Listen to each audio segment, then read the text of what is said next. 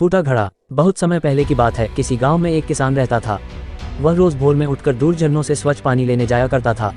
इस काम के लिए वह अपने साथ 2 बड़े घड़े ले जाता था, जिन्हें वो डंडे में बांधकर अपने कंधे पर दोनों ओर लटका लेता था।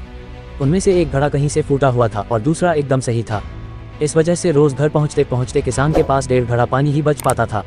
ऐसा 2 सालों से चल रहा था। सही घड़े को इस बात का घमंड था कि वो पूरा का पूरा पानी घर पहुंचता है और उसके अंदर कोई कमी नहीं है। वहीं दूसरी तरफ फूटा घड़ा इस बात से शर्मिंदा रहता था कि वो आधा पानी ही घर तक पहुंचा पाता है और किसान की मेहनत बेकार चली जाती है।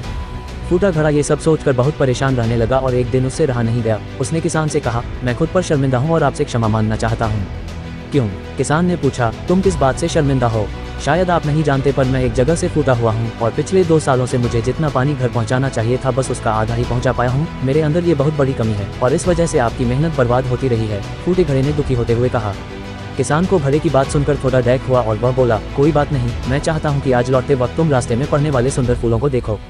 घड़े ने वैसा ही किया। वह रास्ते भर सुंदर फूलों को देखता आया। ऐसा करने से उसकी उदासी कुछ दूर हुई, पर घर पहुँचते पहुँचते फिर उसके अंदर से आधा पानी गिर चुका था। वो मायूस हो गया और किसान से क्षमा मांगने लगा।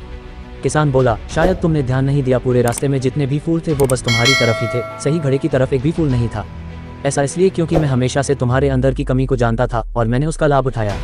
मैंने तुम्हारे तरफ वाले रास्ते पर रंग बिरंगे फूलों के बीज बो दिए थे। तुम रोज थोड़ा थोड़ा करके उन्हें सींचते रहे और पूरे रास्ते को इतना खूबसूरत बना दिया। आज तुम्हारी वजह से ही मैं इन फूलों को भगवान को अर्पित कर पाता हूँ और अपना घर सुंदर बना पाता हूँ। तुम ही सोचो, अगर तुम जैसे हो वैसे नहीं होते तो भला क्या मैं ये सब कुछ कर पाता? दोस्तों, हम सभी के अंदर कोई ना कोई कमी होती है, पर यही कमियां हमें अनोखा बनाती हैं। उस किसान की तरह हमें भी हर किसी को वो जैसा है वैसे ही स्वीकारना चाहिए और उसकी अच्छाई की तरफ ध्यान देना चाहिए। और जब हम ऐसा करेंगे तब फूटा घड़ा भी अच्छे घड़े से मूल्यवान हो जाएगा।